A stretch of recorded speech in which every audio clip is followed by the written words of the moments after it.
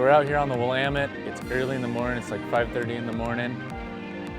Should be fishing for salmon, shad, maybe some sturgeon. So we'll see what Chris has in store for us. So yeah, should be a good day.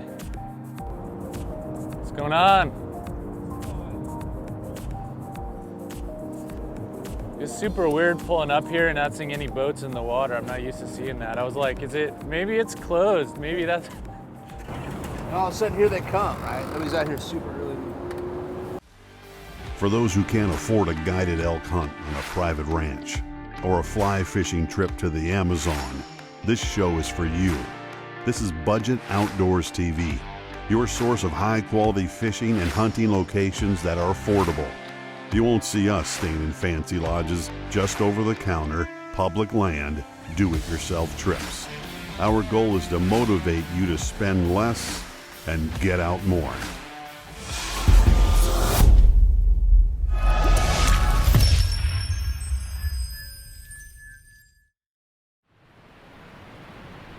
This episode is brought to you by Ponderosa Dental Arts in Oregon City.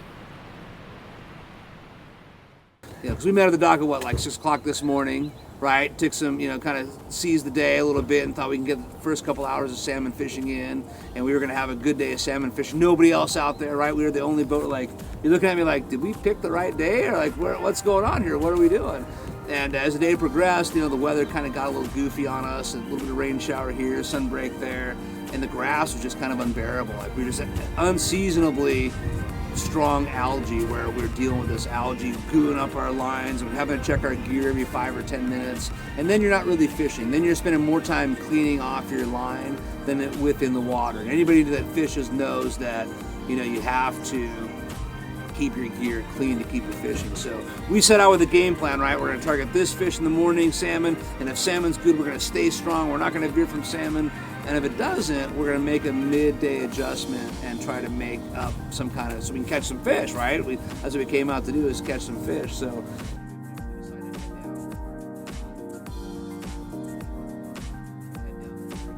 And the one thing I really like about Chris is he's got multiple contingency plans. He's got a plan A, plan B, plan C, and luckily today we just went from plan A to plan B until we really started getting into the sturgeon, and then the action really picked up. It was just one after the other, really consistent, really fun.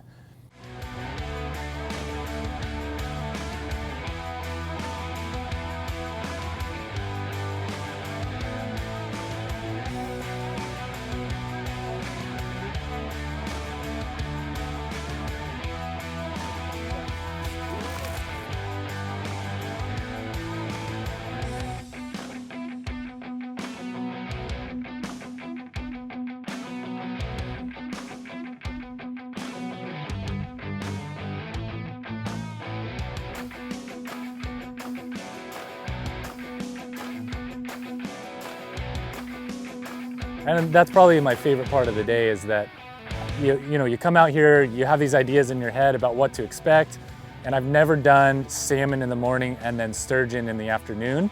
So that was kind of a cool tale of two fisheries, and kind of in the same river. We just switched rods and basically went right into plan B, and plan B worked out great. I mean, we just got into the sturgeon, and it was just like, there's a sturgeon, and anytime the rod just like twitched a little bit or moved, everybody got really excited. It was really cool to kind of switch over from like, okay, things are kind of slow, your mind's kind of really relaxed, to, okay, your rod is twitching, and okay, everybody get ready, we got one, let's turn the camera on, Nope,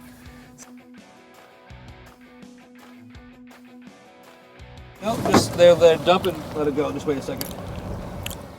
Just wait for them to bite again. Okay, slide it out, up and out, just barely move it. Yep, clear that, perfect. I've caught sturgeon before, but never like this, never as consistent as I had, with Chris. The amount that I've learned from Chris doing this is pretty intense.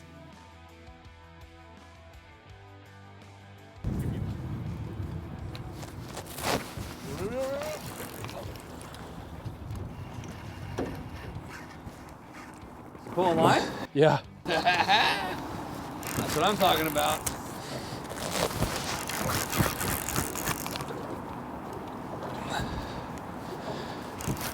Want to keep it, here you go. Perfect. Yep. When he rests, you reel. You want to keep a nice bend in that rod. That's a good fish right there. Move this out of your way. So you have all kinds of room to move around. Just try to keep him out of that kicker motor. There you go. There he is. See him? Nice size, nice. Oh, look at that, Josh. That's not even a big one. Dude, right on. So your GoPro's still.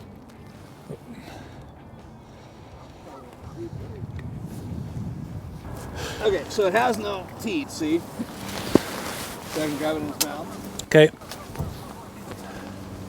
And this is a resident Willamette fish. See how the lips are kind of brown? Yeah. And the scutes aren't very sharp. So this fish just lives around here. Let's see those lips. We call those nicotine lips, poor little guy.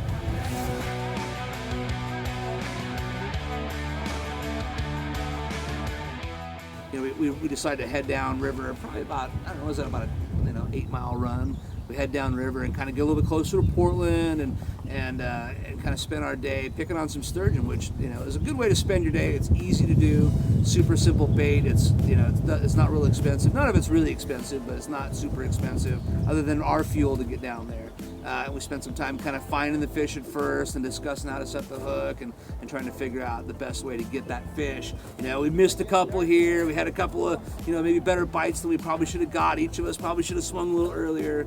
But we did a pretty good job of getting into those fish at the end of the day. So I whiffed on a couple of them. We're probably going to show that where we got a biter, and Chris is just very calm. He's just like, all right, Eric, go ahead and set the hook when he's pulling. It seems easy enough, but it looks really easy when he does it. But when I do it, okay, he's pulling, and I'm going to pull at the same time, and oh, okay, missed. So he was really pulling. I was messing around with the camera. right. Is that why I missed him, or is it just it just happened? Bit it once, Yeah. and then you really bit it because you're messing around with the camera. Yeah. And when you picked it up, what happens is I think people, they're afraid to miss. So I just missed that sturgeon. I guess it's a lot harder for me to judge. Like when he's pulling and I'm pulling, I just flat out missed him. But you can see, look at the belly of him. Took the belly side. If he would have eaten this side, I think we would have hooked him. But The sturgeon are absolutely blind, so they can't see him. They're just coming to, so they don't care what it looks like. really, Oh yeah. so I just whiffed on a blind fish. He never saw it coming. And so a lot of times people will take these and they'll step on the bait, or they'll have a little spike strip in their boat and they'll mash the bait through there so the scent comes pouring out. Oh, really? Yeah, especially like under really dirty water. And that way the fish can find their bait. I think they're keying in on the scents we're putting on it, and that's making a big difference for our success rate. You miss some, you hook some. Happens to everybody.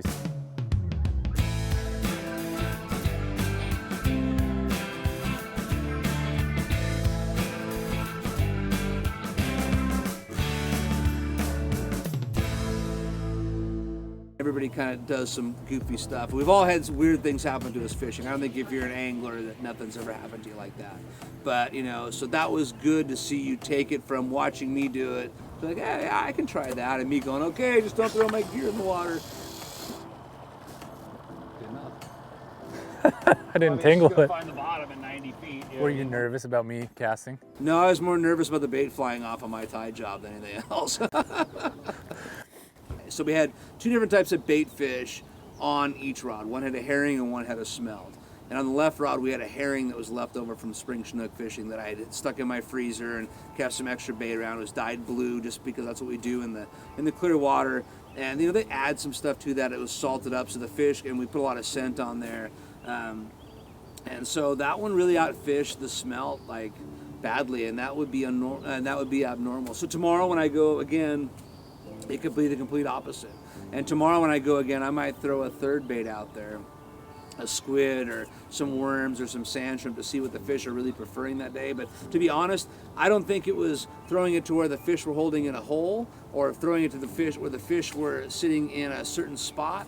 I think that it was that the fish preferred that bait today. And if we had ran double, we probably would have caught maybe twice as many fish. But it's kind of one of those things where you leave out two known things that they like, and you just hope they pick them maybe equally. So it wasn't like this is the lucky left rod and that's the unlucky right rod. It was more like they had a preference for this bait versus that bait over there, you know. So sturgeon bait, because sturgeon aren't super picky. Today they kind of preferred this bait versus the other bait.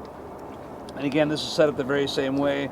Instead of having the loop on the end of the leader, we have a swivel it's tied to, the same kind of corkscrew swivel to take it apart really quick. Again, to a slider that lets your line slide, so when the fish takes the bait, we can just easily, the fish doesn't feel the weight, doesn't have to pick up the bait and swim with it and feel 6 or 10 ounces of lead sliding along.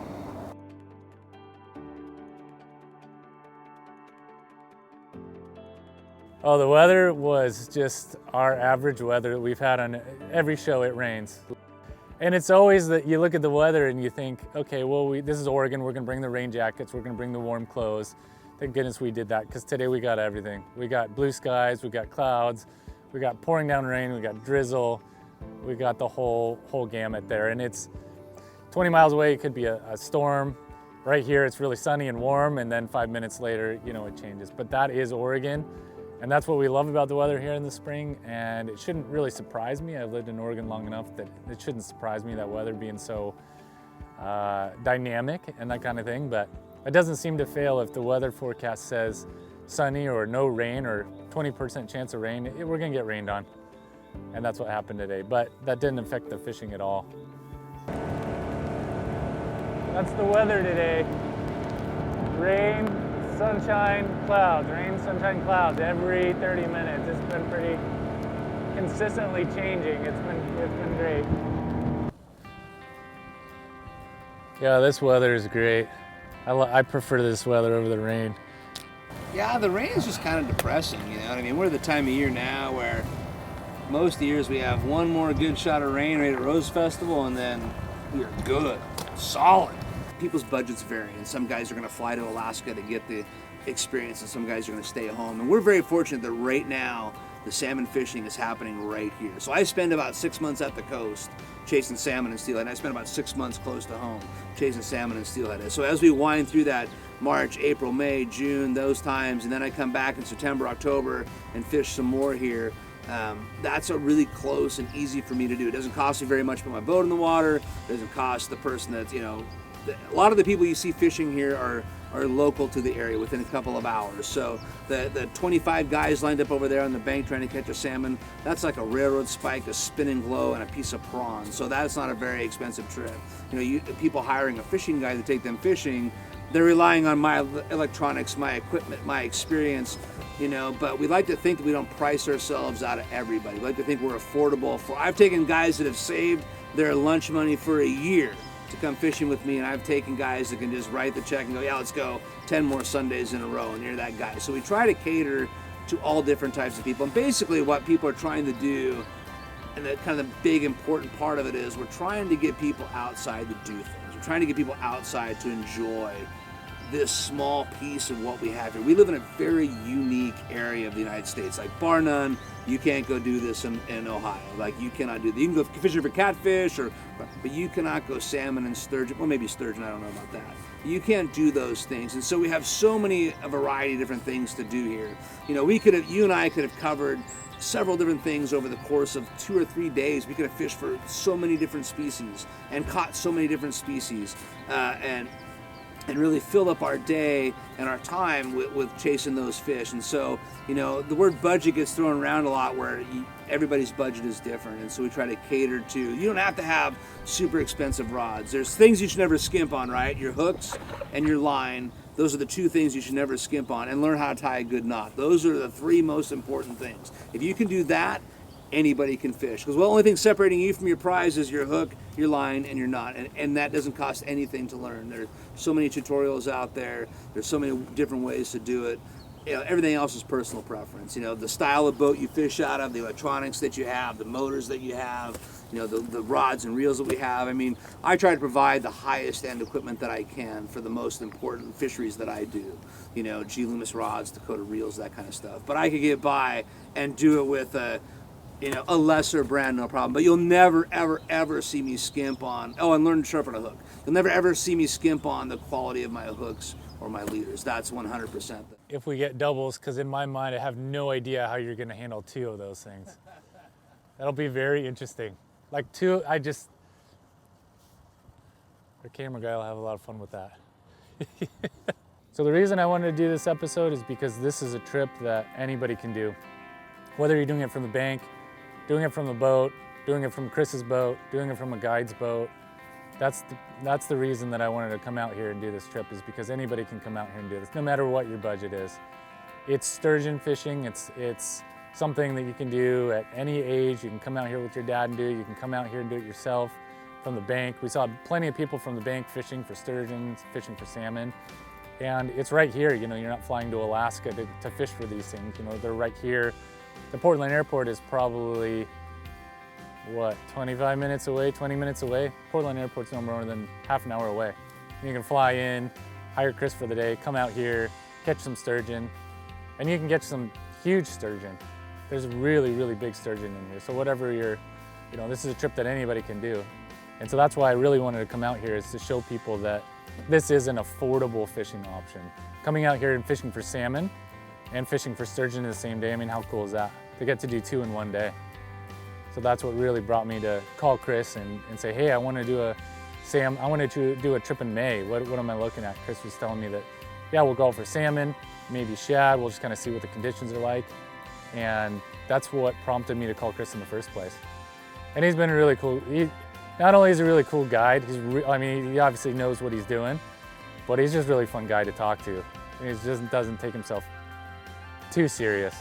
And that's what I really like about him as a guide, is that, you know, you can have a fishing guide, but you can also have a fishing guide that has fun with you while you're out there, and just makes the trip that much more enjoyable.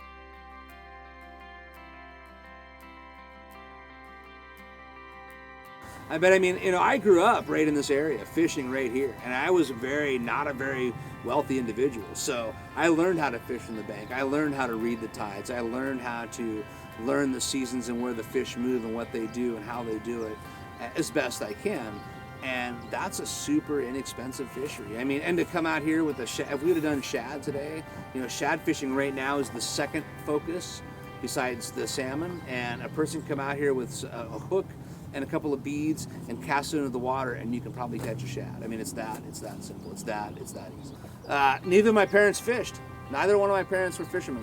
My dad has never gone fishing with me to this day. My mom took me. I've taken my mom more than she took me. So my family group was from the Midwest, and we'd go back and visit them, and with literally nothing to do for miles, we'd take like an old piece of bamboo fishing rod, an old line, and toss it in the Red River and fish for catfish or perch or walleye or whatever happened to be swimming that day. So it was more of a desire to get outside and do stuff. I've never had a job where I was inside more than, I probably worked inside for like a month in my entire life. Besides like when I was in high school, but in my adult life, I've always worked outside, period. So the rain doesn't bother me, that's like 40 miles an hour in my face. The premise of the show is literally anybody can do it, right? Anybody can do it. And there are more than one college kid that, hey, let's all pull up our money and let's go buy this $500 drift boat so we can all fish the sleds and skip class, or fish someplace and skip class. And there are people that did that, and they became great fishermen, right? And great anglers and great, I mean, but more importantly than a lot of that stuff is like being a good steward of the outdoors. We talked a lot about conservation groups today and different aspects of what's happening with the fight over the salmon. We could have 10 shows about what's going on here, just in this area, in these fisheries. You could literally just make a mountain of what's going on. But the great thing about this kind of fishing is it doesn't cost a lot to go get a canister of worms and a hook and throw it out there, and you don't know what you're going to catch. Like if we had done that today, you'd have been like, oh my gosh, that lives in this water? Oh, how does that even work? Yeah. And you could have, there's walleye, there's perch, there's, crappie, there's smallmouth bass, there's carp, and then there's shad, salmon, and steelhead.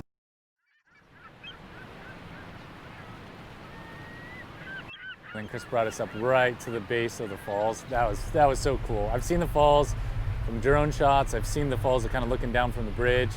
I've seen the falls there's a little viewpoint that you can kind of look down, but I've never seen the falls like up close. Like you can feel that power that's in it. That was pretty cool for me to see.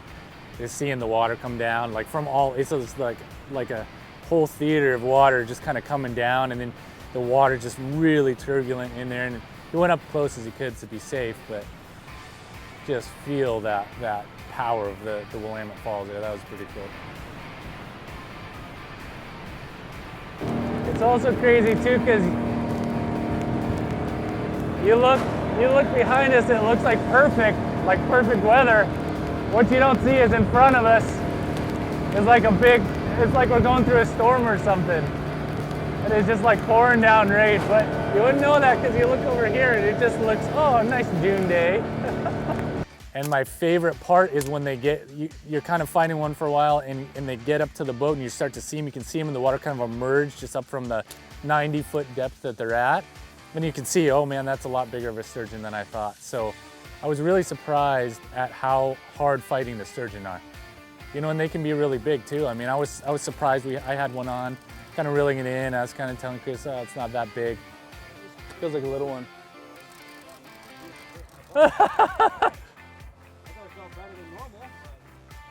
I don't know, I could be wrong. It's actually really big. I mean, I don't know how many pounds that fish weighed, but it was bigger fish than I'd ever catch, you know, fly fishing for trout. You're just sitting here like all calm, sun's coming out, you're relaxing, and then all of a sudden you're going 0 to 60 once you see that tip just kind of, oh, right one, left one.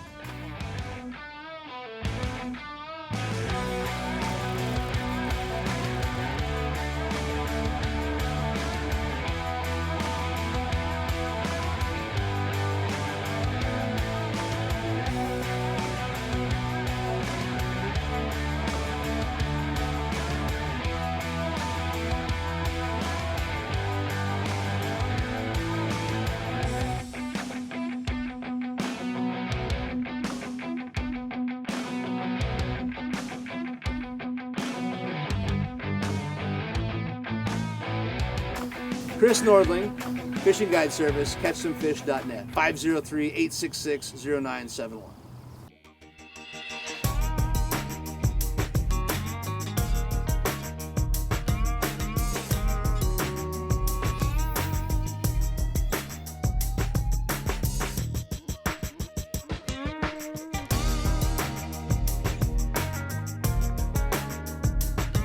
Millennials and the Generation Z, that's why they don't like Facebook, is because we figured that out. Now they like TikTok, they like, oh God, this is making me sound so old. Yeah, it's that, because we don't understand that as much. So it's something new and different, so we can't keep up with it. They can't, Snapchat erases, right, after a while? Yeah.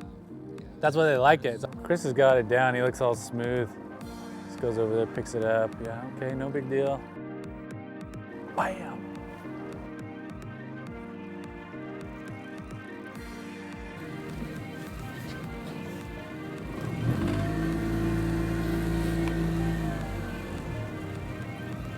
Might be him flying at us. It is. He just flew behind that big fir tree. Come on, man. He's supposed to do that. That was his one thing he had to learn before we started, was my name and the name of my website. That was his only thing. He doesn't know my phone number by heart.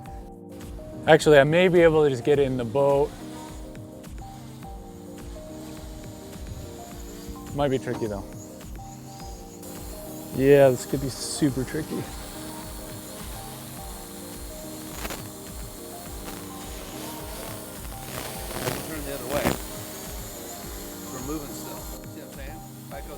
All right, well, we got about a minute or so until the battery runs out. Just as steady as you can go. Woo! Whoa. Look how close that is.